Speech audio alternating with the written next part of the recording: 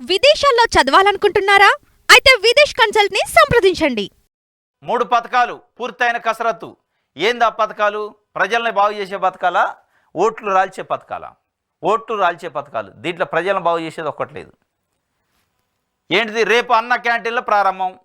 ఎవరు తింటారు అన్న క్యాంటీన్లలో అన్నం?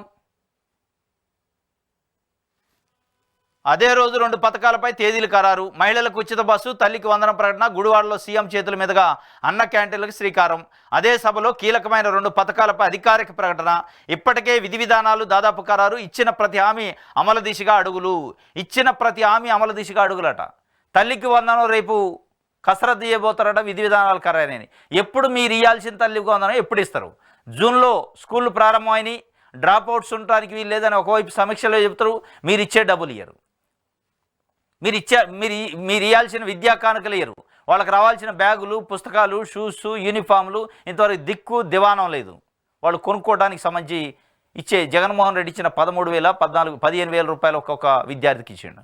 ఇవాళ మీరు 20 ఇస్తున్నారు. ఇంకా దాన్ని మాట్లాడే కాడనే ఉంది ఖాతా. అన్న క్యాంటీన్లట, ఉచిత బస్ ప్రయాణం అట. ఇది రేపు 3 పథకాలు పూర్తయినాయట కసరత్తు. 3 పథకాలు ఆగస్టు 15 సందర్భంగా ప్రారంభిస్తారట. ప్రారంభించండి, మంచిదే. కానీ దాంట్లో కమిట్మెంట్, చిత్తశుద్ధి ఉండాలి. ఎక్కడ మీకు కమిట్మెంట్ కానీ చిత్తశుద్ధి కానీ మీ వ్యవస్థలపైన మీకు నమ్మకం కానీ కనపట్టలే.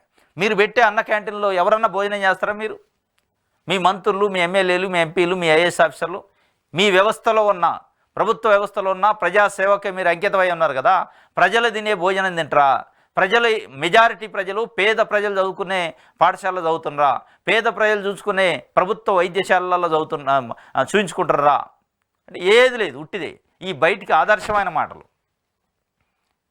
మేమే రోల్ మోడల్లో, మేము మా జీవితాన్ని ప్రజల కోసం అంకితం చేసిన అంటారు. మరి మీ జీవితాలను ప్రజల కోసమే, మీ కుటుంబాలే ప్రజల కోసం అంకితం చేసినప్పుడు మీ కుటుంబ సభ్యులు ప్రభుత్వానికి సంబంధించిన వ్యవస్థలలో ఎందుకు లేరు? ఆ సర్వీస్ని ఎందుకు తీసుకోవట్లే? అంటే సమాధానం లేదు. అంటే దానిపైన వాళ్ళకి నమ్మకం లేదు.